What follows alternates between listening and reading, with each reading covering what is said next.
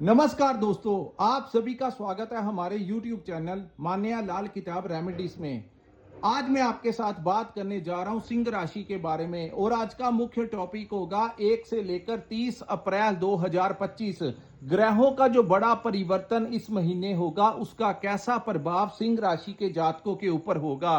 दोस्तों, ये वीडियो आप लोगों के लिए बहुत ही ज्यादा इंपॉर्टेंट होने वाली है क्योंकि आज मैं आपके साथ बात करने जा रहा हूं अगर आप अपना व्यापार करते हैं तो आपकी कैसी स्थितियां रहेंगी, अगर आप नौकरी करते हैं तो आपका परफॉर्मेंस कैसा रहेगा, आपकी सेहत कैसी रहेगी, आपकी फैमिली लाइफ कैसी रहेगी, आप अगर स्टूडेंट हैं तो आपकी शिक्षा को लेकर ये समय कैसा रहने वाला है, अगर आप विदेश जाना चाहते हैं या विदेश में रहते हैं तो इन सभी पक्षों के ऊपर आपके लिए ये बहुत ही इंपॉर्टेंट जानकारी लेकर आए हैं।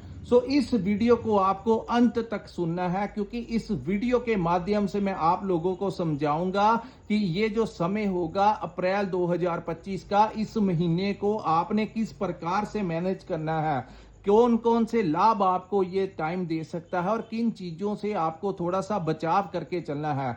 दोस्तों, हर महीने ग्रहों का परिवर्तन होता है। एक ऐसे ग्रह होते हैं जो लंबे समय तक एक ही भाव में बैठते हैं, जैसे शनि हो गए तो शनि एक भाव में 28 वर्ष के लिए बैठते हैं। जैसा कि आपने देखा होगा कि आपके अष्टम भाव में शनि जो है वो 29 मार्च 2025 को उनका ट्रांजिट हुआ है, उनका गोचर हुआ है, जो कि आपके सप्तम भाव को छोड़कर अष्टम भाव में चले गए। हालांकि समय समय के ऊपर ये मार्गी और वक्री अवस्था में आएंगे।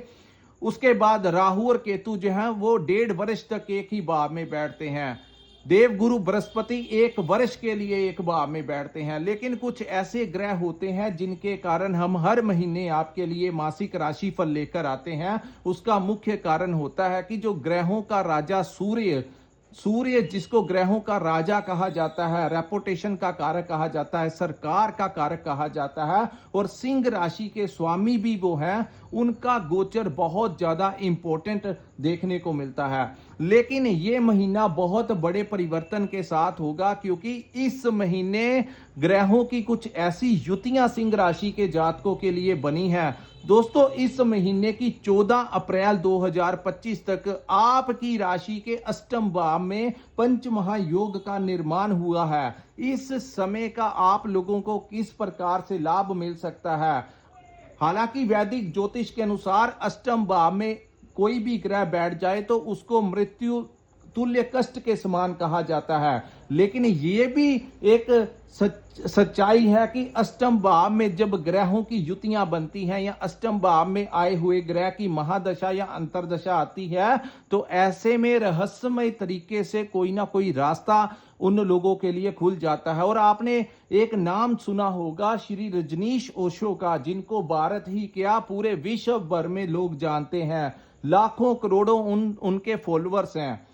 उनकी कुंडली अगर आप देखेंगे, उनका अगर बर्थ चार्ट देखेंगे तो वहां पर उनके अष्टम भाव में पंच महायोग का निर्माण था, जिसके कारण उनको रिसर्च के क्षेत्र में ये जो रहस्यमय दुनिया है, कोई उनको सबसे बड़ा तांत्रिक कह देता है, कोई उनको बहुत बड़ा धर्मगुरु कह देता है, और वो हर का आप उनकी स्पीच देख लीजिए, वो जो बातें करते थे वो वास्तविक बातों के साथ मेल करती थी। तो हालांकि इसका भारत की संस्कृति के अनुसार उनका कहीं कहीं विरोध भी हुआ, लेकिन ओवरऑल देखा जाए तो उन्होंने बहुत बड़ी प्रसिद्धि जो है इसी योग के कारण हासिल की।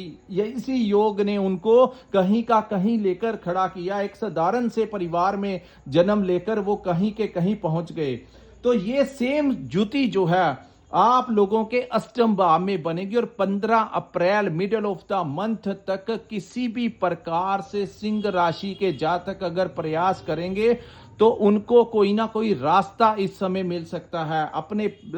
हो सकता है आपकी कोई डूबा हुआ धन अचानक से आपको मिल जाए। यहां पर मैं आप लोगों को एक टिप भी देता हूं, जब भी ये युति बनती है, सडनली लाभ का समय होता है, तो कुछ लोगों को अचानक से पैतृक संपत्ति के कोई कागजात मिल सकते हैं, कुछ लोगों को चलते हुए गिरे हुए पैसे मिल सकते हैं, या कुछ भी इस कुदरत में कुछ भी पॉसिबल हो सकता है। तो यहाँ पर आप लोगों को एक टिप देता हूं कि जब तक ये युति आपके अष्टम भाव में बनी है 14 अप्रैल तक आप लोग एक रिस्क ले सकते हैं। अपने रिस्क के ऊपर आप लोग कोई लॉटरी वगैरह के माध्यम से कोई बहुत बड़ा अमाउंट जीत सकते हैं। सो अगर आप 2, 4, 500 या 1000 रुपये तक का अपनी पॉकेट के अनुसार और अपनी जिम्मेवारी के अनुसार, मैं ये नहीं कहता कि आपके पैसे निकलेंगे ही निकलेंगे, लेकिन यहां पर बहुत बड़ा योग है रहस्यमय तरीके से आपको पैसा आने का। तो इस समय अगर आप कोई छोटा रिस्क ले सकते हैं तो ले लीजिए। अगर आपकी लॉटरी की टिकट निकल आई तो आपको लाखों करोड़ों का रहस्यमय तरीके से पैसा मिल सकता है, धन मिल सकता है। आइए जानते हैं, ये युति जो है ये आपके 14 अप्रैल जब तक सूर्य यहां पर रहेंगे तब तक आप लोगों के लिए बनेगी। लेकिन जहां पर हर सिक्के के दो पहलू होते हैं, वहीं पर मैं आपको बताऊंगा कि किन चीजों से आपने अपना थोड़ा बचाव करके भी चलना है। सो दोस्तों, ये जो सामने आपके मैंने कुंडली बनाई है, ये आपकी चंद्र राशि के अनुसार सिंह राशि की कुंडली है। जिनकी जन्म राशि सिंह है, जिनकी नाम से राशि सिंह है, उनके लिए ये वीडियो, ये जानकारी बहुत ही ज्यादा इंपॉर्टेंट होने वाली है। दोस्तों, आपके सेकंड हाउस में इस समय केतु बैठे हुए हैं। सेकंड हाउस जो होता है हमारे धन का भाव होता है, हमारे कुटुंब का भाव होता है और हमारी वाणी का भाव होता है। और लंबे समय से आप लोगों को ऐसा महसूस होता है कि आपके मुख से कुछ ना कुछ कुशब्द जो है ये निकलवा देते हैं, क्योंकि राहु और केतु जब भी सेकंड हाउस में गोचर करते हैं या कोई उग्र ग्रह बैठ जाता है, कोई तामसिक ग्रह बैठ जाता है, तो ऐसे में इंसान जो होता है आपके कुटुंब भाव में भी आपने देखा होगा छोटी छोटी बातों को लेकर परेशानी आती है। दोस्तों, अब मैं इस केतु का रहस्य भी आपको बता देता हूं। ये जो केतु है इसको रहस्यमय ग्रह कहा जाता है और जन्म कुंडली के अनुसार इस समय ये आपके चंद्र राशि के अनुसार ये इस समय आपके धन के भाव में बैठे हैं। तो यहां पर सिंह राशि वालों को कहा जाता है अपने धन के बारे में किसी को नहीं बताना। कितनी आमदन होती है, बिजनेस में कितना प्रॉफिट होता है, नौकरी में कितनी सैलरी मिलती है, उसको जितना आप हाइड करके चलेंगे उतना ही आप लोगों के लिए अच्छा। जैसे ही आपने यहां पर बैठे केतु का रहस्यमयी पर्दा उठा दिया, वैसे ही आप लोगों को समस्या आनी शुरू हो जाती है। तो यहां पर आप लोगों को अपनी आमदन के बारे में, अपनी इनकम के बारे में किसी को नहीं बताना चाहिए कि कहां पर आपको क्या फायदा होता है। रही दूसरी बात, ये आपके कुटुंब भाव का भी है। कुटुंब जो है आपके परिवार का, कुछ लोगों की आदत होती है कि आप अपने फैमिली की पिक्चर लेकर फेसबुक में, इंस्टाग्राम में पोस्ट कर देते हैं, क्योंकि आजकल सोशल मीडिया का जमाना है तो लोगों को दिखावा जो होता है वो बहुत पसंद होता है। तो लेकिन यहां पर केतु जब तक बैठे हैं, आप लोगों को ऐसे कामों से बचना चाहिए। इन चीजों को हमेशा छुपा के रखना चाहिए जो आपके परिवार से रिलेटेड हैं, आपके धन से रिलेटेड हैं। हालांकि कम्युनिकेशन स्किल्स के जरिए आप लोगों को बहुत फायदा हो सकता है, क्योंकि बहुत सारे ग्रहों की दृष्टियां केतु के ऊपर होंगी, गुरु की दृष्टियां केतु के ऊपर होंगी। जो मार्केटिंग का काम करते हैं, कंसल्टेंसी देते हैं या फिर ट्रेडिंग का काम करते हैं, कोचिंग क्लासेस का काम करते हैं, जो जहाँ तक अपनी वाणी के प्रभाव से आप लोगों को इस महीने कोई बहुत बड़ा लाभ मिल सकता है, आपको अच्छी पॉलिसीज मिल सकती हैं। अपना काम किस प्रकार से आपने निकालना है, आप लोगों को ये टाइम जो है, अगर आप किसी से बात करेंगे तो वो इंसान आपका कोई बड़ा फेवर इस समय कर सकता है, क्योंकि केतु बुध के भाव में है। लेकिन यहां पर दोस्तों अब क्या होगा, इस महीने बुध लंबे समय से कभी अस्त हो रहे थे, कभी वक्री आ जाते थे और बैठे भी वो आपके अष्टम भाव में हैं, आपके धन के स्वामी आपके अष्टम भाव में बैठे हैं। लेकिन अब 7 अप्रैल 2025 को बुध जो है यहां पर मार्गी अवस्था में आ जाएंगे, जिससे कि पहले से बेहतर कंडीशन जो है वो सिंह राशि के जातकों की होने जा रही है। और इस महीने की 13 को शुक्र जो कि आपके अष्टम भाव में राजयोग का निर्माण करेंगे। दोस्तों, जब सूर्य यहां से अष्टम भाव से निकल जाएंगे, क्योंकि आपके लगन भाव के स्वामी जो हैं वो आपके अष्टम भाव में बैठने से इस महीने आप लोग, जो लोग रिसर्च के क्षेत्र में काम करते हैं, आए दिन कोई नई टेक्नोलॉजी का निर्माण करते हैं, साइंटिस्ट हैं, इंजीनियर्स हैं, डॉक्टर्स हैं, कोई ना ना कोई टेक्नोलॉजिकल ज्योतिष शास्त्र से जुड़े हैं, मेडिटेशन के काम से जुड़े हैं, रैकी वगैरह जो रिसर्च के टॉपिक हैं, उन लोगों को यही युति कोई बड़ा नाम प्रसिद्धि जो है वो दिला सकती है। सो इस महीने व्यापारियों को पहले से ज्यादा इनकम होने के चांसेस हैं और मिडल ऑफ द मंथ के पश्चात शुक्र और शनि की युति यहां पर बनेगी। हालांकि आप लोगों को मैं ये भी बताऊंगा कि किन चीजों से आपको थोड़ा सा बचाव करके चलना होगा आपके व्यापारिक स्थल के ऊपर, आपकी सेहत से रिगार्डिंग, और जहां पर आप नौकरी करते हैं वहां पर भी मैं आपको बताऊंगा कि आपको किस प्रकार से इस समय को मैनेज करना होगा। दोस्तों, आपके छठे भाव के स्वामी और आपके सप्तम भाव के स्वामी अष्टम भाव में जाने से कर्ज जो है उसको लेकर आप लोगों को चाहिए किसी को इस समय कर्ज नहीं देना चाहिए। अगर आप किसी को कर्ज देते हैं या बिना लिखित पढ़ित आपको किसी से कोई कर्ज नहीं देना चाहिए। हाँ, पुराने कर्जों को लेकर कुछ परेशानी इस समय आपको मिल सकती है। दूसरी बात, यहां पर बुध भी रहेंगे, सूर्य भी रहेंगे, आपके लगन के स्वामी अष्टम भाव में जाने से इस समय आपकी मानसिक अवस्था जो है कहीं ना कहीं धार्मिक, क्योंकि ये मोक्ष का भी भाव है, तो जहां पर आप पैसे, धन दौलत, अपने दूसरी चीजों के पीछे भागते हुए नजर आएंगे, वहीं ये युति जो है आपको थोड़ा सा तार्किक बना देगी और आप मोक्ष के भाव में इतने सारे ग्रहों का बैठना कहीं ना कहीं, चाहे आप किसी भी धर्म से रिलेटेड क्यों ना हो, आपकी धर्म के प्रति आस्था जो है इस समय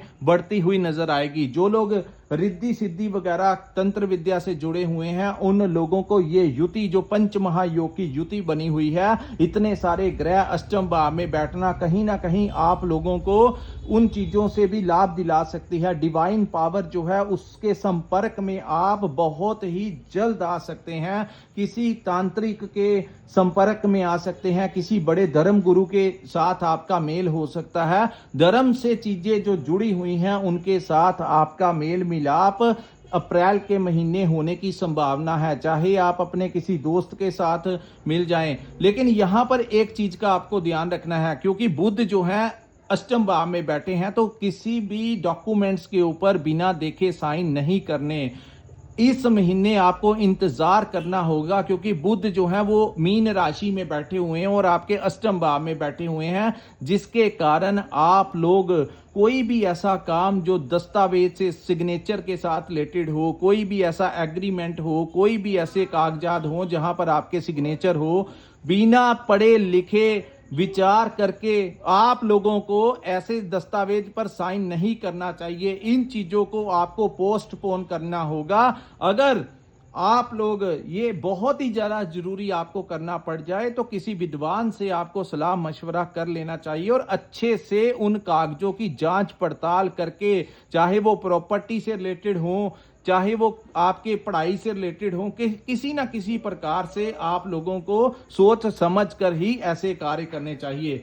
जिन लोगों ने विदेश के लिए अप्लाई करना है, इस महीने की मिडल ऑफ द मंथ के पश्चात आप लोगों को वीजा मिलने के बहुत ज्यादा चांसेस हैं। हालांकि शुक्र यहां पर अष्टम भाव में, गुरु बृहस्पति और शुक्र जो है ये यहां पर बहुत अच्छा रिजल्ट देते हैं, और जब सूर्य यहां से निकल जाएंगे तो शुक्र भी यहां पर उदय हो जाएंगे, मार्गी हो जाएंगे, और शनि और शुक्र की युति भी बनेगी, जो कि आप लोगों के वीजा लगने के चांसेस जो है वो बहुत ज्यादा बढ़ा देंगी। अगर आप कोई फाइल सबमिट करवाना चाहते हैं स्टूडेंट वीजा के लिए, वर्क परमिट के लिए, टू अपने बिजनेस के लिए, तो ट्रैवलिंग का अगर आपका कुछ ऐसा विचार बन रहा है या बाहर विदेश जाने के आपको कोई इच्छुक है, तो आप लोगों को चाहिए इस महीने की 15 तारीख के पश्चात आप अपनी फाइल जो है वो एम्बेसी में सबमिट करवा दीजिए। आपको वीजा लगने के बहुत ज्यादा चांसेस बन जाएंगे। जो लोग ऑनलाइन काम करते हैं, सोशल मीडिया के साथ जुड़े हुए हैं, उनको बहुत अच्छे रीच जो है वो मिल जाएगी, वहां से आपको लाभ होगा। और विदेश भाव से जो सिंह राशि के जातक जुड़े हुए हैं, चाहे वो इंपोर्ट एक्सपोर्ट का काम करते हैं, चाहे वो सोशल मीडिया से जुड़े हैं, किसी भी प्रकार से आपका विदेशी मुद्रा के साथ कोई संबंध है, तो इस समय आप लोगों को वहां से बहुत जबरदस्त लाभ जो है वो मिल सकता है। उसके बाद हम बात करेंगे आपके पंचम भाव के स्वामी आपके दसम भाव में गोचर कर रहे हैं। ये बहुत अच्छी बात होती है जब भी किसी कुंडली का पंचम भाव के स्वामी का दसम भाव में गोचर करना कहीं ना कहीं आपकी संतान को फायदा दे सकता है। उनके करियर को लेकर आ रही रुकावटें दूर होंगी। आपकी शिक्षा को लेकर कोई नया हायर एजुकेशन के पे आप जाना चाहते हैं तो आपके लिए कोई ऐसी दिशा मिल सकती है। आपको यहाँ पर आपकी संतान को जॉब मिल सकती है। आपकी संतान के एग्जाम्स में अच्छे नंबर आ सकते हैं। अगर आपकी संतान का कोई कंपटीशन है तो वहां पर उनको विजय प्राप्त हो सकती है। तो कुल मिलाकर आप लोगों को कोई ना कोई नई अपॉर्चुनिटी इस समय अप्रैल के महीने में मिलती हुई दिखाई दे रही है। और जो लोग आईटी के क्षेत्र में काम करते हैं उन लोगों को जैसे ही मई का महीना आएगा उन लोगों की आईटी में बहुत अच्छी प्लेसमेंट होने की संभावनाएं हैं। जब राहु यहां से निकलकर आपके सप्तम भाव में चले जाएंगे तो आप लोगों को मल्टीनेशनल कंपनी में काम मिल सकता है या कोई विदेश का प्रोजेक्ट मिल सकता है जिससे कि आपकी विदेश की ट्रैवलिंग होने की भी संभावनाएं हैं। सो आईटी सेक्टर में और मल्टीनेशनल कंपनी में काम कर रहे लोगों के लिए सबसे बड़ी गुड न्यूज होगी। हालांकि दैये का प्रभाव यहां पर रहेगा। यहां पर आपको एक चीज का ध्यान रखना होगा दोस्तों आने वाले समय में कि कई बार जब शनि अष्टम भाव में आते हैं तो कहा जाता है अपने घर की रेनोवेशन नहीं करवानी चाहिए। कोई नई प्रॉपर्टी अगर आपने ली हुई है तो उसका जो निर्माण है उसके ऊपर आपको थोड़ी देर वेट करना चाहिए जब तक शनि अष्टम भाव में बैठे होते हैं। और आपके अगर जन्म कुंडली में चंद्रमा कमजोर है तो ऐसे में जब आप सुबह नहाएं तो आपको थोड़ा सा कच्चा दूध जो है वो पानी में डालकर ही स्नान करना चाहिए ताकि शनि का ज्यादा प्रभाव यहां पर ना पड़ सके।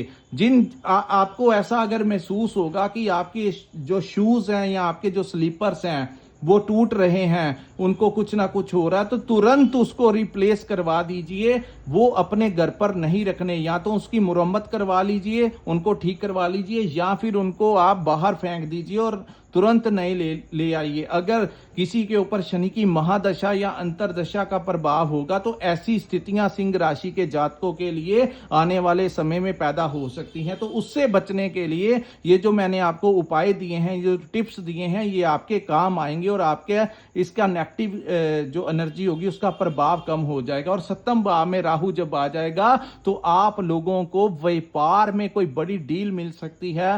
व्यापार जो है आपका कहीं से कहीं लेकर जा सकता है। दोस्तों यहां पर आपको इस समय पार्टनरशिप में काम नहीं करना है, किसी के बहकावे में आकर पैसा इन्वेस्ट नहीं इस महीने करना है, अन्यथा आपका पैसा डूब सकता है। किसी को कर्ज नहीं देना है और ऐसे में आपके पैसे जो हैं वो आपका जिसको आप देंगे वो बाद में नहीं लौटा पाएगा।